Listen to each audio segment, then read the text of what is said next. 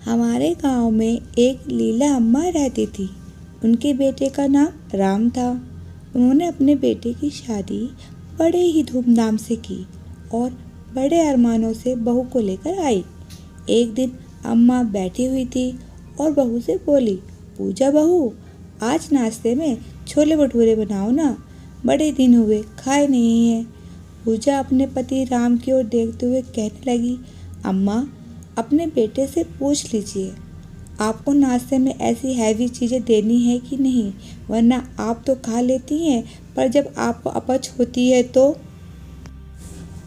हमें ही परेशानी उठानी पड़ती है। आपको अस्पताल ले जाने के लिए आपके बेटे और मुझे ऑफिस से बड़ी मुश्किल से छुट्टी मिलती है। अब आपकी उम्र खाने में कुछ परहेज करने वाली हो गई है। पूजा ने अम्मा को सुना दिया और आंखों से इशारा किया कि राम भी अपनी माँ में से खाने में परहेज के लिए बोले। राम के बोलने से पहले ही अम्मा बोल पड़ी, तुमने जो कहा वो सब तो ठीक है बहू, हम बूढ़े बुढ़िया को तो तुम लोग खाने में परहेज करवा लेते हो, लेकिन हमारी सेहत के लिए तुम लोग जली कटी सुनाने से कितना परहेज करते हो। जरा कड़वा बोलने में तुम भी परहेज कर लिया करो। मेरी उम्र कड़वी बातों से भी बचने वाली हो गई है। अम्मा की बात सुनकर बहू आग बबूला हो गई और अपने पति राम से कहने लगी, या तो घर में ये रहेंगी या मैं। राम का नाम राम तो था, पर उसमें राम जैसा कोई गुण नहीं था।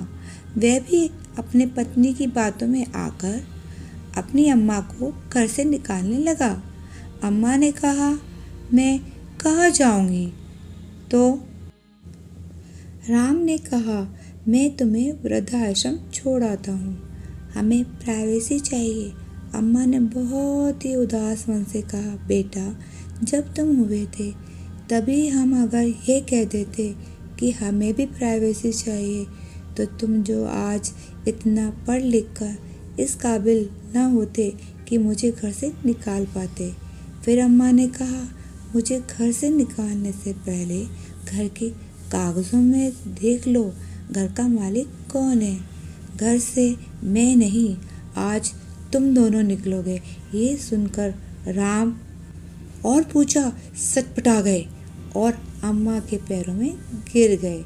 अम्मा ने कहा, मैं तो माँ हूँ, तुम्हें माफ़ कर दूँगी, पर ये तुम्हारी बात मेरे हृदय तल में हमेशा के लिए अंकित रहेगी। इस कहानी के द्वारा अम्मा के हृदय की बात मैं कुछ शब्दों में आपको कहना चाहती हूँ।